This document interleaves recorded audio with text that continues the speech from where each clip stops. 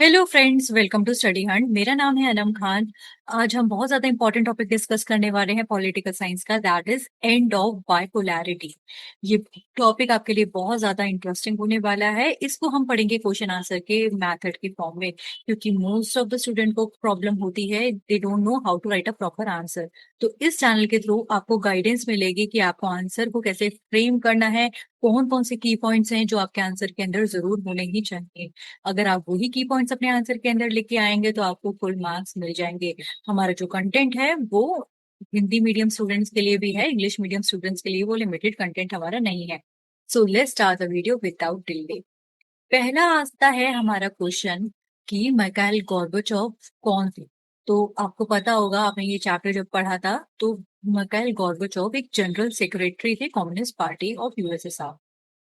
ये जो है हम पढ़ेंगे हमारा पूरा कंटेंट क्वेश्चन आंसर्स के फॉर्म में, एमसीक्यू जो कि एक्सपेक्टेड है, जो कि आपके एग्जाम्स में आते ही आते हैं। और ये वन लाइनर क्वेश्चंस भी हैं। हम धीरे धीरे लॉन्ग क्वेश्चंस की तरफ भी मूव होंगे। नेक्स्ट आपका क्रोनोलॉजी के लिए इवेंट अरेंज करने के लिए आ सकता है, तो उसके लिए आपको जो डेट्स हैं वो आपको पता होनी चाहिए, एग्जैक्ट डेट क्या क्या है।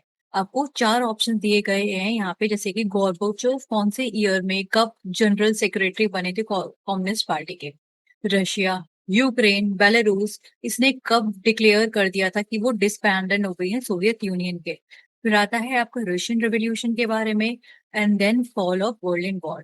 तो अगर किसी को ये क्वेश्चन का थोड़ा बहुत भी आइडिया है तो हम इस तरीके से भी आइडिया लगा सकते हैं कि रशिया, यूक्रेन, बेलारूस, ये डिस्बैंडेड जब हुई थी ये सबसे ज्यादा लास्ट में हुई थी, और उससे पहले बर्लिन वॉल हुआ होगा। तो अब ऐसा ऑप्शन हमें देखना है कि जिसके अंदर रशिया, यूक्रेन, बेलारूस बाद में आ रहा हो। किसके बाद में आ रहा हो? फोर्थ के बाद। तो फोर्थ के बाद में इस वाले ऑप्शन में भी है, इस वाले ऑप्शन में नहीं है, इस वाले ऑप्शन में भी नहीं है, और इस वाले ऑप्शन में भी नहीं है। जिसको ये आंसर थोड़ा बहुत लॉजिक से कर सकते हैं आप, तो आप इसको भी कर सकते हैं। और बाकी की मैं आपको डेट्स वैसे बता देती हूँ। तो रशियन रेवोल्यूशन जो हुआ था वो 1917 के अंदर हुआ था। और जो गोर्बाचोव थे वो जनरल सेक्रेटरी कब बने थे कम्युनिस्ट पार्टी के? वो बने थे 1985 में। उनके 4 साल बाद ही बर्लिन वॉल का फॉल हो जाता है 1989 में। और रशिया, यूक्रेन, बेलारूस इन्होंने डिक्लेयर कर दिया था डिसबैंडन करने के लिए सोवियत यूनियन को। ये ईयर है 1991। तो इसको आप याद रखना। ये आपका क्वेश्चन बनता ही बनता है, क्रोनोलॉजी में एग्जिस्ट करने के लिए आपको थोड़ा इवेंट को चेन में लिंक करना पड़ेगा। नेक्स्ट आता है आपका क्वेश्चन कि सोवियत इन्वेजन कौन से ईयर में हुआ था अफगानिस्तान में, रशियन रेवोल्यूशन कब हुआ था, सिविल वॉर कब तजाकिस्तान के अंदर एंड हुआ था, और बर्लिन वॉल फॉल कब हुई थी। तो इतना तो सबको पता होगा कि एंड जो हुआ था सिविल वॉर तजाकिस्तान में, ये उसके बाद की बात है जब सोवियत यूनियन डिसइंटीग्रेट हो गया था। तो ये वाला ऑप्शन जो है वो सबसे लास्ट में होना चाहिए, क्योंकि रशियन रेवोल्यूशन मैंने आपको बताया कि वो बहुत पहले हो चुका था। अगर इसी लॉजिक को भी हम फॉलो करेंगे तो भी हम अपने आंसर तक पहुंच सकते हैं। और बर्लिन वॉल का फॉल तो उससे पहले ही हुआ होगा, तभी तो डिसइंटीग्रेट हुई थी कंट्रीज। तो अब हम इस लॉजिक को फॉलो करते हैं, सबसे लास्ट में कौन सा हुआ होगा? End of civil war in Tajikistan. तो यही हमारा ऑप्शन है, बी ऑप्शन, जहाँ पे थर्ड आ रहा है। तो अब चलिए मैं आपको डिटेल्स में सारे के सारे ईयर्स बता देती हूँ कि कौन सा ईयर पहले आता है। रशियन रेवोल्यूशन का जो मैंने आपको ईयर बताया था वो 1917 बताया था। सोवियत इन्वेजन जब हुआ था अफगानिस्तान में वो हुआ था 1979 के अंदर। और फिर फॉल हुई थी बर्लिन वॉल वो 1989, जो मैं प्रीवियस क्वेश्चन के अंदर आपको बता सकती हूँ। और सिविल वॉर जो तजाकिस्तान के अंदर एंड हुआ था वो था 2001 के अंदर। आई होप ये आपको याद रहेगा।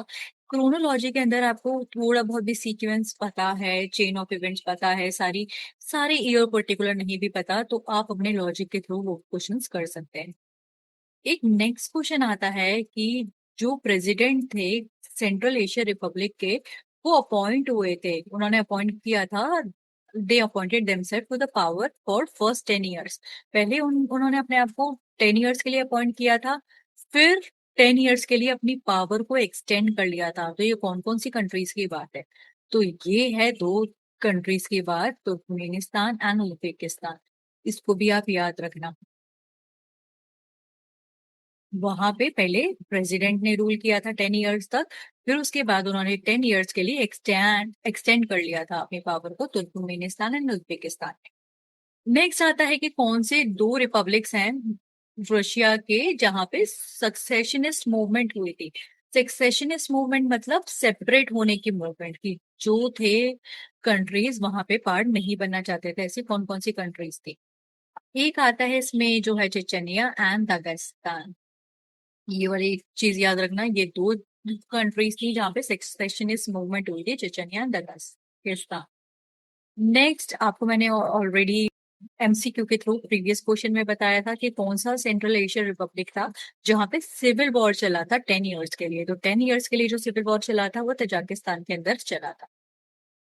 सिविल वॉर का मतलब होता है the war between the country. ये बहुत ज्यादा इंपॉर्टेंट क्वेश्चन है। ये आता ही आता है आपके एग्जाम में, picture based question that is related to the world war. जैसे ही आप अपना चैप्टर खोलेंगे ये फर्स्ट पेज पे आपको इमेज दिखेगी जिसमें आपको पता चलेगा कि ये बहुत ज्यादा इंपॉर्टेंट क्वेश्चन है। ये आता ही आता है आपके एग्जाम में, ये फर्स्ट पेज पर ही इमेज है और इसको तो जरूर कर लेना। जब मैंने अपना बोर्ड एग्जाम दिया था तो ये सेम इमेज आई थी। पहला आता है कि ये बर्लिन वॉल क्या सिंबलाइज करती है। तो बर्लिन वॉल सिंबलाइज करती है the division between the to block, that is the capitalist block and the other one is communist bloc. Capitalist block जो था वो कौन लेड कर रहा था? It was led by US and the communist bloc it was led by USSR. तो ये वाली बात आपको पता होनी चाहिए। कैपिटलिस्ट में सारी की सारी चीजें ओपन इकोनॉमी थी और कम्युनिस्ट में क्लोज इकोनॉमी थी। कम्युनिस्ट में जो गवर्नमेंट थी it was working for the welfare of all the citizens, but capitalism में इस टाइप से नहीं था। वहां पे प्राइवेट ओनरशिप को ज्यादा इंपॉर्टेंस दी जाती थी, लेकिन कम्युनिस्ट में स्टेट ओनरशिप को ज्यादा इंपॉर्टेंस दी जाती थी। ये जब हम आगे के क्वेश्चंस पढ़ेंगे लॉन्ग क्वेश्चंस तो उसमें ज्यादा बेटर तरीके से समझेंगे। नेक्स्ट आता है कि कौन सी 2 कंट्रीज थी जिसके अगेंस्ट में बर्लिन वॉल बनी थी। पहले वहां पे पहले ईस्ट जर्मनी और वेस्ट जर्मनी हुआ करती थी। ईस्ट जर्मनी और वेस्ट जर्मनी 2 तरीके की जर्मनी पहले हुआ करती थी। एक जो थी वो कैपिटलिस्ट मॉडल फॉलो करती थी, दूसरी थी कम्युनिस्ट मॉडल फॉलो करती थी। फिर बर्लिन वॉल थी, उसको उसका ब्रेक हो जाता है। ब्रेक होने का मतलब होता है कि ये जब हो गई तो एक ही इकोनॉमी फॉलो होगी, that is the capitalist economy. जैसे ही बर्लिन वॉल टूट गई थी उस टाइम पे हमें पता चलता है कि क्या क्या आउटकम हुए थे। तो हमारे 2 आउटकम हुए थे, एक तो यूनिफिकेशन हो गई थी जर्मनी के 2 डिफरेंट पार्ट में और बिगनिंग हो गई थी कम्युनिस्ट ब्लॉक जो था वो एंड होने लग गया था। और हमें पता चल गया था कि कोल्ड वॉर है वो भी धीरे धीरे करके एंड हो रहा है। तो ये इसके आउटकम है और ये बहुत ज्यादा इंपॉर्टेंट है। इसको तो ये आपके एग्जाम में आता ही आता है, इसको तो आप बहुत अच्छे से करिएगा इस क्वेश्चन को। या आपको बर्लिन वॉल की इमेज आपको मिल जाएगी। नेक्स्ट आता है कि 4 कंट्रीज हमें बतानी है सेकेंड वर्ल्ड की। तो 4 कंट्रीज आपको इजीली बता सकते हैं, आपकी बुक के अंदर भी गिवन है। Russia, Latvia, Ukraine, Azerbaijan. ये 4 कंट्रीज हो गई हमारी सेकेंड वर्ल्ड की। नेक्स्ट क्वेश्चन हमारा आता है कि हमें 4 फीचर्स बताने हैं सोवियत सिस्टम के। अब ये हमारा चैप्टर समझना शुरू होता है कि ये क्या है सोवियत सिस्टम, किस चीज पे बेस्ड था, कैसे वो डिसइंटीग्रेट हुआ। सोवियत सिस्टम जो था वो वन पार्टी सिस्टम हुआ करता था। वहां पे सिर्फ और सिर्फ एक ही पार्टी हुआ करती थी, दैट इज कम्युनिस्ट पार्टी। वहां पे इंश्योर किया जाता था कि जो मिनिमम स्टैंडर्ड ऑफ लिविंग है सिटीजन्स को मिले। गवर्नमेंट जो थी वो सब्सिडीज प्रोवाइड किया करती थी, किस चीज के ऊपर? हेल्थ पे, एजुकेशन पे, चाइल्ड केयर पे। और वो वेलफेयर स्कीम्स भी लॉन्च करती थी। और सोवियत यूनियन के अंदर अनएम्प्लॉयमेंट नहीं थी। स्टेट थी सारी के सारी रिसोर्सेज को कंट्रोल करती थी और जो भी लैंड थे, एसेट्स से वो स्टेट ही कंट्रोल किया करती थी। तो ये फीचर्स थे। ये आते ही आते हैं, आपको पता होना चाहिए। आपको लग रहा होगा कि इतना अच्छा सिस्टम है और तब भी आगे जाके ये कोलैप्स हो जाता है और हमारा एक इकॉनमी मर्ज होती है जो कि है कैपिटलिज्म। यहाँ पे सबसे बेस्ट पार्ट था कि अनएम्प्लॉयमेंट भी नहीं थी। गवर्नमेंट थी वो लोगों के वेलफेयर में काम करती थी, सब्सिडीज प्रोवाइड करती थी हेल्थ के लिए, एजुकेशन के लिए और इंफ्रास्ट्रक्चर के लिए। सारी चीजें पिन टू कार वहीं पे ही डेवलप हुआ करती थी। उन्हें डिपेंडेंट नहीं होना पड़ता था किसी और कंट्रीज के ऊपर। फिर इतना अच्छा सिस्टम हुआ करता था तो वो डिसइंटीग्रेट क्यों हो गया? ये क्वेश्चन भी बहुत ज्यादा इंपॉर्टेंट है। जब मैंने अपना बोर्ड एग्जाम दिया था तो उस टाइम पे भी ये वाला क्वेश्चन एग्जाम के अंदर आया था। तो इस वाले क्वेश्चन को तो आप समझ लीजिए, ये कम से कम 6 मार्क्स का क्वेश्चन आता ही आता है। ये इंटरनल वीकनेस की वजह से डिसइंटीग्रेट हो जाती है। जो सोवियत का पॉलिटिकल सिस्टम है, इकोनॉमिक इंस्टीट्यूशन है, वो इनएफिशिएंट होता है। इनएफिशिएंट क्यों था? क्योंकि वो काफी ज्यादा रिजिड था। वो अनेबल करता था, मतलब उसमें न्यू चैलेंजेस जो भी आते थे उसको अडेप्ट नहीं कर पाता था। उसकी जो इकोनॉमी थी वो काफी ज्यादा करके स्टैग्नेंट हो गई थी। स्लो प्रोग्रेस उसके अंदर हो रही थी, जिसकी वजह से शॉर्टेज होने लग गया था रिसोर्सेज का, और काफी ज्यादा प्रोडक्टिविटी भी कम हो गई थी। थर्ड पॉइंट आता है कि उसकी जो मिलिट्री स्पेंडिंग्स कौन कौन सी थी उसकी, जो ज्यादातर रिसोर्सेज थे उसके, वो अपने रिसोर्सेज को किस पे ज्यादा स्पेंड करती थी? न्यूक्लियर पावर डेवलप करने के लिए करती थी। वो सोचती थी कि हम मेंटेन करके रखेंगे अपनी मिलिट्री को, और उससे उनके जो सारे के सारे फंड्स थे वो धीरे धीरे करके कम होने लग गए थे। वो रीजन क्या था? वो था अकाउंटेबिलिटी का। जो सोवियत सिस्टम था, it was not accountable for the people. जो कम्युनिस्ट पार्टी थी वो लोगों के लिए आंसरेबल नहीं थी, और उसकी वजह से काफी ज्यादा डिससेटिस्फैक्शन होने लग गया था लोगों के अंदर। और नेक्स्ट पॉइंट जो आता है आपका, आता है exposure to the west. Exposure to the west में आप जानते हैं कि वहां पे कि जो वेस्टर्न कंट्रीज थी वो बहुत ज्यादा डेवलप होती जा रही थी। उनका जो टेक्नोलॉजी थी, उनका जो इंफ्रास्ट्रक्चर था, वो काफी ज्यादा डेवलप होता जा रहा था। उसके कंपैरिजन में, यूएस के इंफ्रास्ट्रक्चर के कंपैरिजन में, यूएसएसआर का इंफ्रास्ट्रक्चर कॉम्पीट ही नहीं कर पाता था।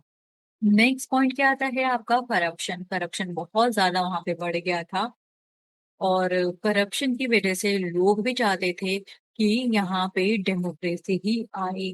और वहाँ की जो एडमिनिस्ट्रेशन है वो काफी ज्यादा स्टैग्नेंट हो गया था। वहाँ की जो पॉलिटिकल सिस्टम है, एडमिनिस्ट्रेटिव सिस्टम है, वो एक तरीके से फ्लेक्सिबल नहीं रहा था। वो काफी ज्यादा रिजिड हो गया था और वो इनएफिशिएंट रह गया था। और नेक्स्ट पॉइंट आता है आपका रेजिस्टेंस टू ओपननेस। इस सिस्टम के अंदर ट्रांसपेरेंसी बिल्कुल भी नहीं थी कि गवर्नमेंट क्या रिफॉर्म्स लेकर आ रही है। वो हमें पता ही नहीं चल पा रहे थे कि क्या क्या रिफॉर्म्स गवर्नमेंट लेकर आ रही है। और लोगों के अंदर बहुत ज्यादा बड़ी फ्रस्ट्रेशन बन गई थी। और नेक्स्ट रीजन है आपका गोर्बेचोव के रिफॉर्म। गोर्बेचोव ने 2 रिफॉर्म दिए थे, पेरिस्टोरिका और ग्लासनोस्ट। एक का मतलब होता है कि restructuring and the other means openness. उसकी वजह से जो लोगों की एक्सपेक्टेशन है वो काफी ज्यादा राइज होने लग गई थी, उनमें इम्प्रूवमेंट आने लग गई थी। लेकिन तब भी ये सिस्टम डिसइंटीग्रेट हो जाता है। तो ये क्वेश्चन आपका आएगा ही आएगा एग्जाम के अंदर। प्लीज इसको मेक श्योर आप इसको बहुत ही अच्छे से करके आए। इस क्वेश्चन को कर लेंगे आप तो ज्यादातर सारी की सारी चीजें कवर हो जाएंगी। जब आप ये बुक के अंदर पढ़ेंगे तो बुक के अंदर पढ़ने में आपका ये बहुत ज्यादा आता है। तो आप देख सकते हैं कि कौन कौन से पॉइंट्स है हमारे। इंटरनल वीकनेस से रिलेटेड हमारा पॉइंट था। सेकेंड पॉइंट कौन सा था हमारा? करप्शन से रिलेटेड वहां पे पॉइंट था। करप्शन जो था वो धीरे धीरे करके वहां पे बढ़ रहा था। नेक्स्ट हमने पढ़ा था उसके बारे में, जो उसकी इकोनॉमी है वो स्टेगनेंट हो गई थी। वो ज्यादातर अपना जो मनी है वो किस पे लगाते थे? ज्यादातर अपना मनी लगाते थे न्यूक्लियर पे, मिलिट्री के ऊपर। कम्युनिस्ट पार्टी थी, वो लोगों के लिए अकाउंटेबल भी नहीं थी। और वहां पे टेक्नोलॉजी भी उतनी अच्छी नहीं हुआ करती थी जितनी वेस्टर्न कंट्रीज के अंदर हुआ करती थी, इकोनॉमी जो कि एडवांस कंट्रीज है।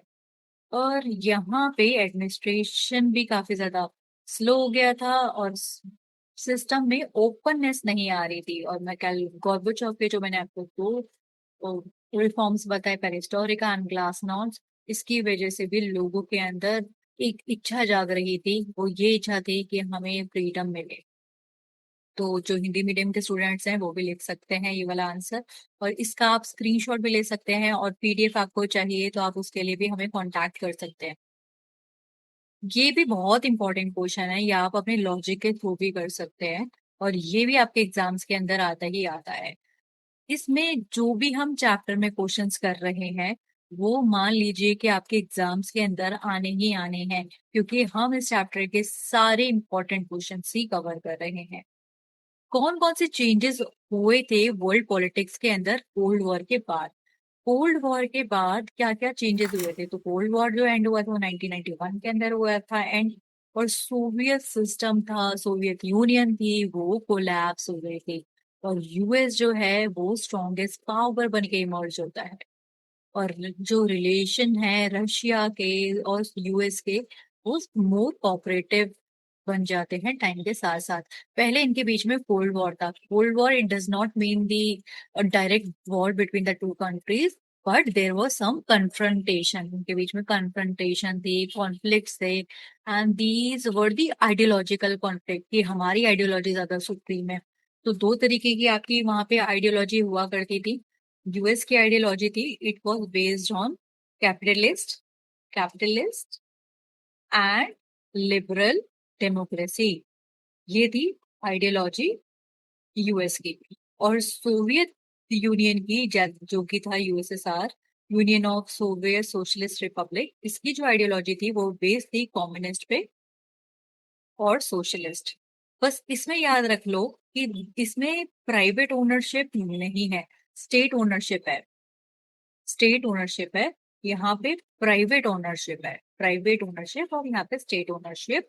यहाँ पे सारी चीजों पे जो एक्सपेंडिचर होगा, एक्सपेंडिचर वो किसका होगा? गवर्नमेंट का होगा। आपको अच्छी हेल्थ चाहिए, हमसे लो। आपको अच्छी एजुकेशन चाहिए, हम उसके लिए वर्क करेंगे। आपको इंफ्रास्ट्रक्चर चाहिए, हम करेंगे।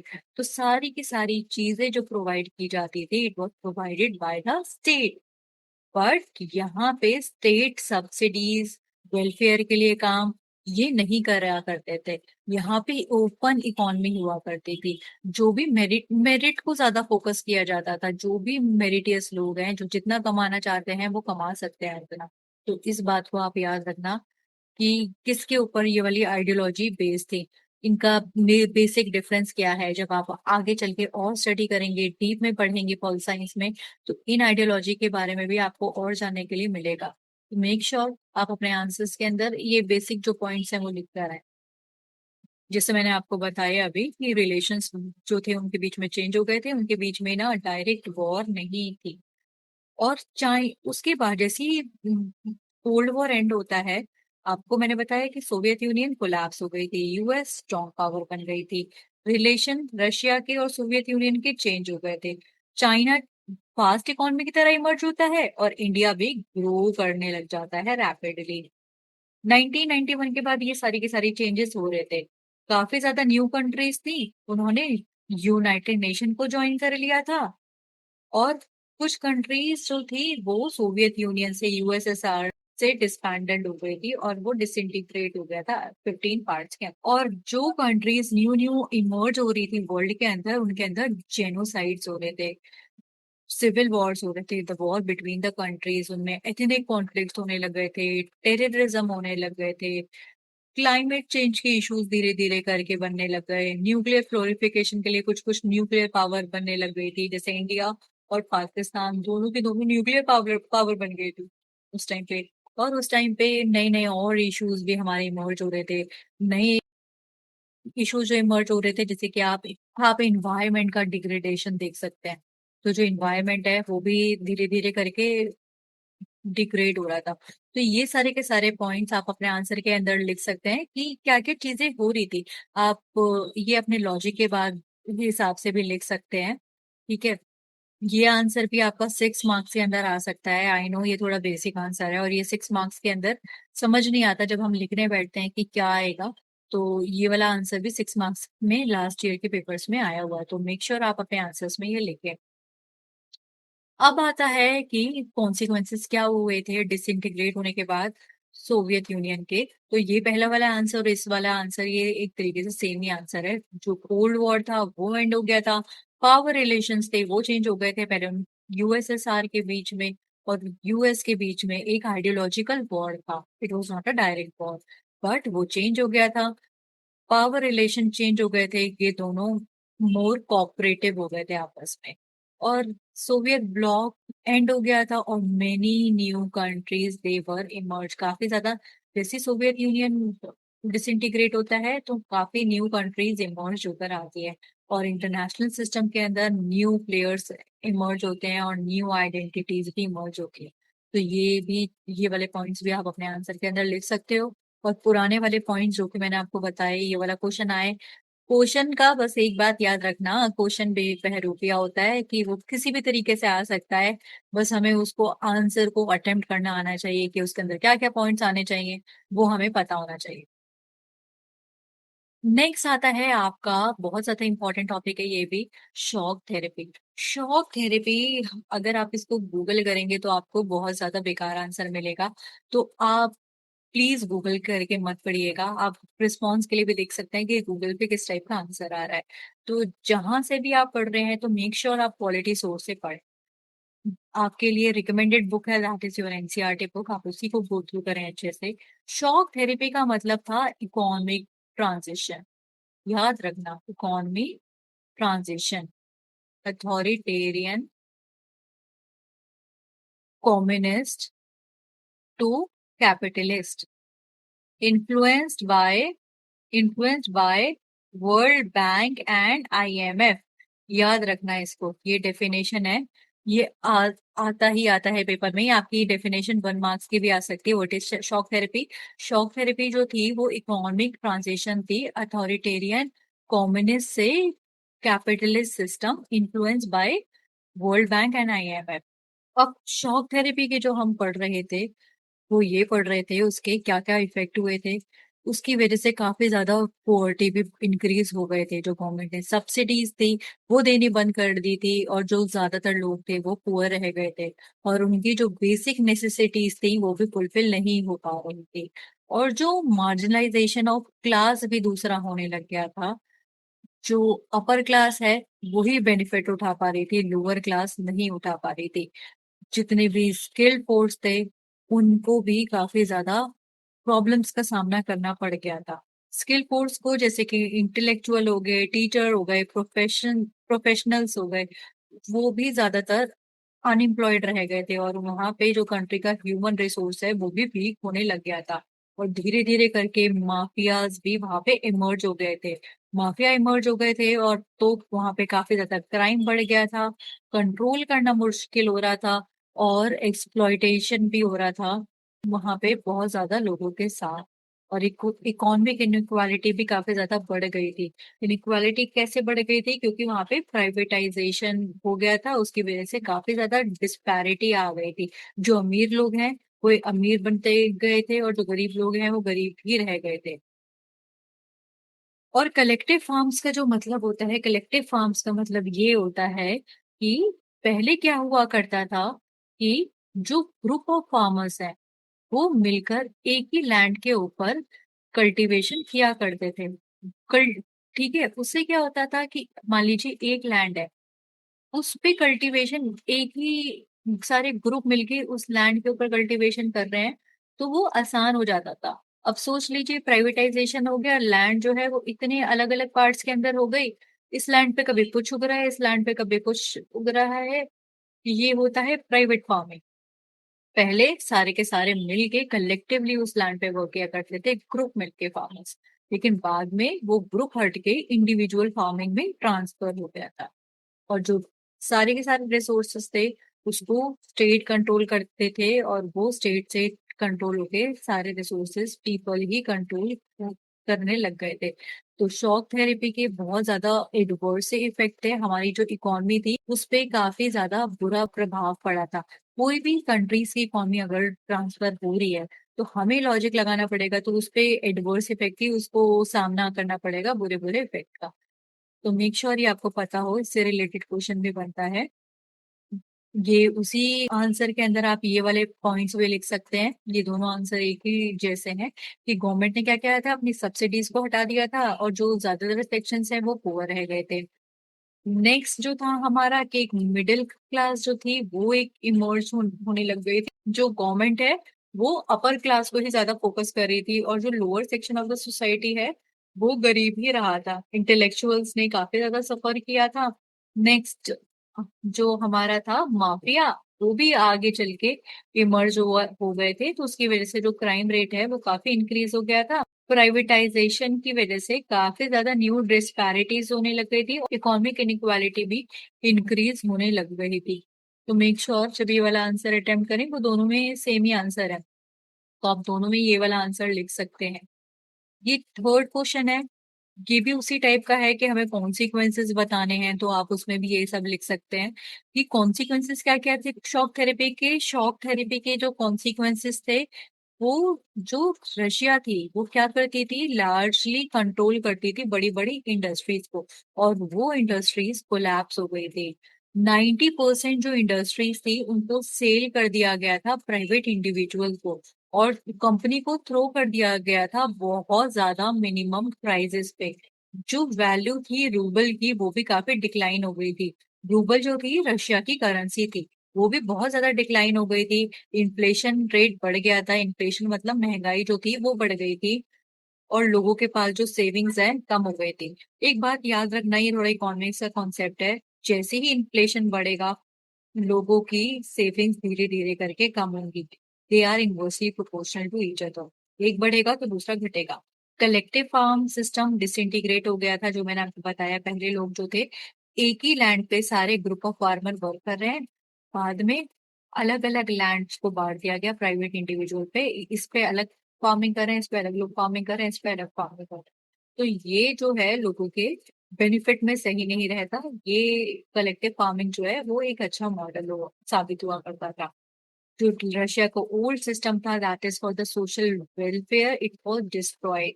गवर्नमेंट ने सब्सिडीज पे देनी बंद कर दी थी और सब्सिडीज हटा दी थी अपनी, और जो लोग थे वो काफी ज्यादा पुअर हो गए थे।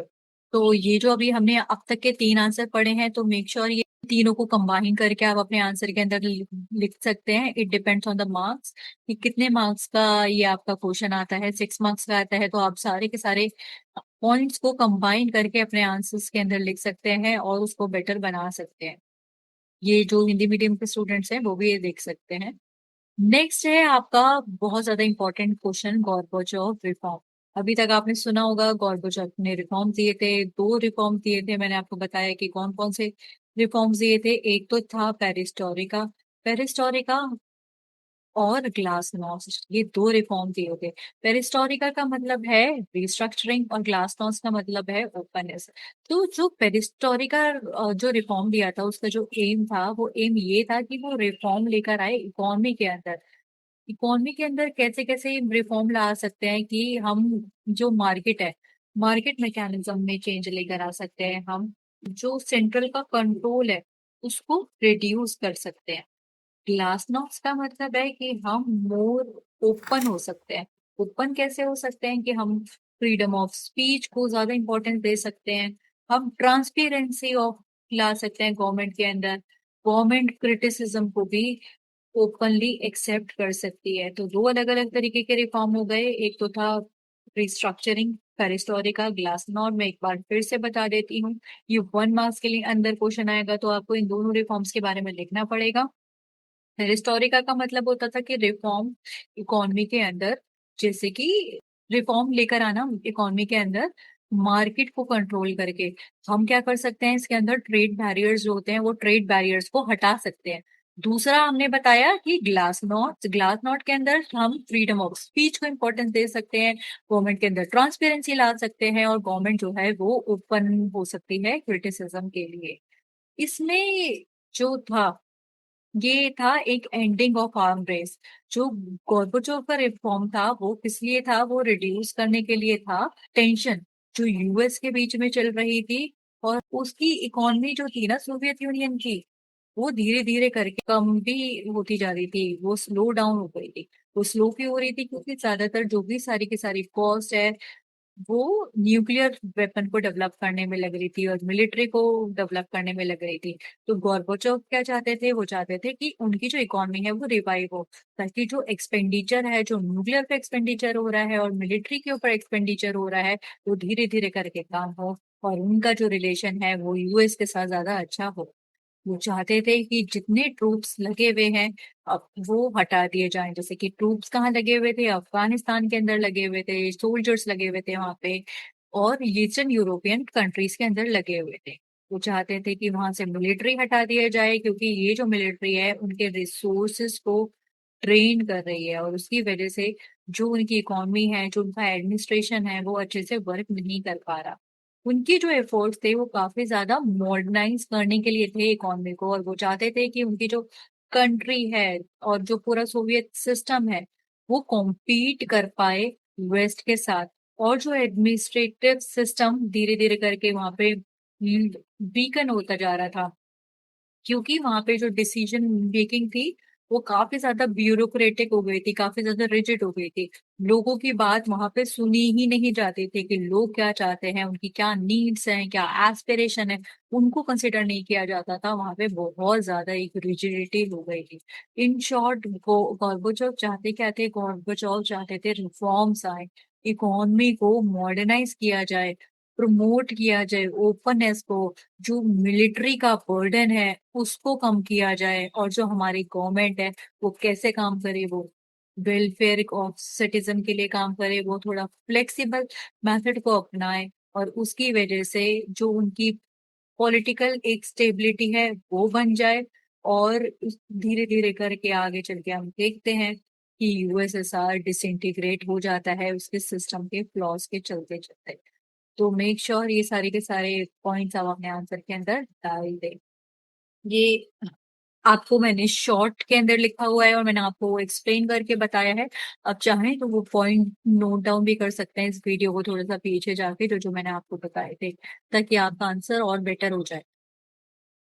नेक्स्ट क्वेश्चन आपका आता है, हमें बताने हैं एडवर्स इफेक्ट फॉर्म्स इनिशिएट करे थे गोर्बाचोव ने अपने सोवियत सिस्टम में। जो एडवर्स इफेक्ट क्या क्या पड़े थे उसके, जो पीपल थे ईस्टर्न यूरोपियन कंट्रीज के, वो सोवियत सिस्टम का पार्ट हुआ करते थे। उन्होंने अपनी ही गवर्नमेंट के अगेंस्ट स्टार्ट कर दिया था प्रोटेस्ट करना। और जो कम्युनिस्ट रेजीम है वो सोशलिस्ट सिस्टम के ऊपर बेस्ड था, और वो धीरे धीरे कैसे कोलैप्स हो जाता है, वो ऐसे कोलैप्स हो जाता है कि वहां पे नॉन इंटरफेरेंस रहता है सोवियत रेजीम का। और धीरे धीरे करके जो क्राइसिस थे यूएसएसआर के वो बढ़ते जाते हैं, वो सोवियत यूनियन डिसइंटीग्रेट हो जाता है। और जो उसके रिफॉर्म्स थे उन्हें अपोज किया था। ये कितने पॉजिटिव रिफॉर्म थे, मॉडर्नाइज करने के लिए रिफॉर्म बनाए गए थे। तो लीडर्स जो थे कम्युनिस्ट पार्टी के वो इसको अपोज कर रहे थे। वो अपोज इसलिए कर रहे थे क्योंकि कोई भी अपनी पावर को शेयर करना नहीं चाहता लोगों के साथ।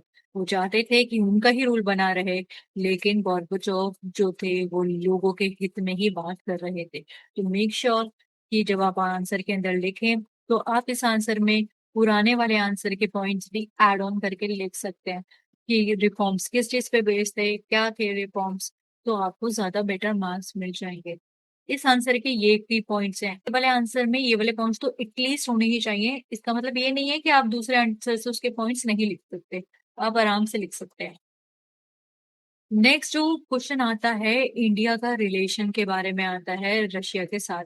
आगे आप पढ़ेंगे इंडिया के रिलेशन दूसरी दूसरी कंट्रीज से आएगा, लेकिन यहाँ पे इस वाले चैप्टर के अंदर आपको इंडिया का रिलेशन दे रखा है रशिया के साथ। तो ये वाला क्वेश्चन भी आपका जो है 6 मार्क्स के अंदर आ सकता है। तो मेक श्योर ये वाला अच्छे से करके जाए आप अपने एग्जाम के लिए। इसमें से जो ज्यादातर क्वेश्चंस बनते हैं वो 6 मार्क्स के बेसिस वाले ही क्वेश्चन आपके बनते हैं। जो इंडिया का रिलेशन हुआ करता था रशिया के साथ, वो किस चीज पे बेस्ड है, हमारा हिस्टोरिकल ट्रस्ट के ऊपर बेस्ड है, स्ट्रैटेजिक पार्टनरशिप के ऊपर बेस्ड है। इंडिया और रशिया जो है ना, अगर हम लॉन्ग हिस्ट्री से ही देखें, उनका जो रिलेशनशिप किसके ऊपर बेस्ड है, ट्रस्ट के ऊपर बेस्ड है, म्यूचुअल सपोर्ट के ऊपर बेस्ड है, और हमारे जो कॉमन इंटरेस्ट है ग्लोबल पॉलिटिक्स में उसके ऊपर भी बेस्ड है। कोई भी कंट्री का अगर आपका पॉजिटिव लिखने के लिए आए, जैसे अगर मान लो आपसे नेपाल के बारे में पूछ लेते हैं इंडिया का रिलेशन कैसा है, तो या फिर आपसे श्रीलंका के बारे में पूछ लेते हैं, तो आप ये पॉइंट्स उसके अंदर भी लिख सकते हैं कि हिस्टोरिकल ट्रस्ट और स्ट्रैटेजिक पार्टनर के हिसाब से जो इंडिया का रशिया के साथ या फिर इंडिया का नेपाल के साथ जो रिलेशन बेस्ड है, trust, mutual support, common interest in global politics. तो ये वाले पॉइंट्स जो है ना, ये आपके हर आंसर के अंदर वर्क करेंगे ही करेंगे।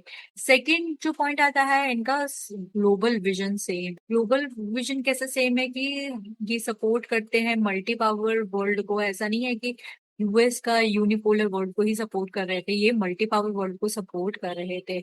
ये कोई भी कॉन्फ्लिक्ट होता है उसके अंदर दोनों कलेक्टिवली पार्टिसिपेट करते हैं। अभी जैसे कि पहलगाम अटैक में आपने देखा होगा, इंडिया और पाकिस्तान का जब वॉर चल रहा था, उस टाइम पे भी, उस कॉन्फ्लिक्ट के बीच में भी रशिया ने इंडिया को सपोर्ट किया था, लेकिन डायरेक्ट सपोर्ट नहीं देखने को मिला था। जिस तरीके से चाइना ने पाकिस्तान को किया था डायरेक्ट सपोर्ट, उस टाइप से देखने को नहीं मिला था, बट कुछ हद तक किया था। और कश्मीर वाले इशू के अंदर भी इंडिया का सपोर्ट रशिया हमेशा से ही करता आया है। हमारी दोनों की इंडिपेंडेंट फॉरेन पॉलिसीज भी है। ऐसा नहीं है कि रशिया इन्फ्लुएंस करता हो कि आप हमारे अकॉर्डिंग फॉरेन पॉलिसी बनाओ, या इंडिया रशिया को बोलता हो कि आप हमारे अकॉर्डिंग फॉरेन पॉलिसी बनाओ। दोनों की इंडिपेंडेंट फॉरेन पॉलिसी है। अगर डिसीजन मेकिंग की बात करें तो दोनों की दोनों डिसीजन मेकिंग में पार्टिसिपेट करते हैं। कुछ भी इंडिया के फेवर में डिसीजन होता है तो यूएन का परमानेंट मेंबर में रशिया भी आता है। इंडिया के फेवर के डिसीजन को वहां पे भी उतनी वेटेज दी जाती है, और रशिया उसको हमेशा से ही सपोर्ट करता है। अगर डिफेंस की बात करी जाए, मिलिट्री कॉर्पोरेशन की बात की जाए, तो डिफेंस इक्विपमेंट भी हमारे यहाँ पे इंपोर्ट होते हैं रशिया से। यहाँ पे बहुत ज्यादा एडवांस मिसाइल्स बनाई जाती है, वॉरशिप्स बनाई जाती है, तो वहां से हम डिफेंस को भी इंपोर्ट करते हैं। और हमारी काफी ज्यादा जॉइंट मिलिट्री एक्सरसाइज है, जैसे कि इंदिरा एनहांस कोऑर्डिनेशन, तो ये भी आप लिख सकते हैं। और अगर एनर्जी सप्लाई की बात किया की जाए तो आपको इतना तो पता होगा कि रशिया के अंदर ऑयल बहुत ज्यादा है, तो हम वहां से ऑयल को इंपोर्ट करते हैं। और हम न्यूक्लियर के अंदर भी आपस में पार्टिसिपेट करते हैं। रशिया के अंदर इंडिया के जो फिल्म स्टार्स हैं उनके नाम से भी बहुत ज्यादा कॉमन है, जैसे कि अमिताभ, शाहरुख, ये सारे के सारे नाम भी हैं, वो भी वहां पे रखे जाते हैं। और एडिबल ऑयल्स भी वहां पे इंडिया के यूज करे जाते हैं। और जब भी काउंटर करने की बात आती है टेररिज्म को, इंटरनेशनल डिप्लोमेसी को, उसके अंदर भी ये दोनों कंट्रीज मिलके आपस में कोऑपरेट करती हैं। इन दोनों कंट्रीज के बीच में हाई लेवल की विजिट होती है, जैसे कि ब्रिक्स में, यूएन की स्ट्रेंथ में, के टाइज में, ये सारी के सारी दोनों कंट्रीज मिल के आपस में कोऑपरेट करती हैं। एक बार मैं आपको इसका रिकैप करा देती हूँ कि इसका इसका जो रिलेशन है ट्रस्ट और कॉमन इंटरेस्ट पे बेस्ड है, कलेक्टिव रिस्पॉन्स है, और ये नेगोशिएट करते हैं इंटरनेशनल कॉन्फ्लिक्ट के टाइम पे। उनकी कॉमन फॉरेन पॉलिसी भी है। कश्मीर के इशू में भी इंडिया का सपोर्ट करते हैं। और हम ऑयल जो है इंडिया यहाँ से इंपोर्ट करती है। और रशिया जो है वो इम्पोर्टेंट है न्यूक्लियर टेक्नोलॉजी के लिए। तो ये सारे पॉइंट आप अपने पास से बना के लिख सकते हैं। और इंडिया भी उसका हमेशा से ही सपोर्ट करती आई है। इनडायरेक्टली अगर आप देख सकते हैं कि हमने वहां पे जब कोल्ड वॉर चल रहा था यूएस के बीच में और रशिया के बीच में, हम इनडायरेक्टली रशिया को सपोर्ट कर रहे थे। पूरी तरीके से नहीं, पर थोड़ा बहुत हम जो सपोर्ट उसको कर सकते थे वो कर रहे थे। हमने उसकी आइडियोलॉजी का पार्ट भी अपनाया था, जो कि सोशलिज्म पे बेस्ड थी, कम्युनिज्म पे बेस्ड थी। हमने नॉन अलाइनमेंट मूवमेंट नाम आइडियोलॉजी अपनाई थी कि किसी एक मिलिट्री अलायंस को ज्वाइन नहीं करेंगे, हम लोग अपनी आइडियोलॉजी खुद बनाएंगे।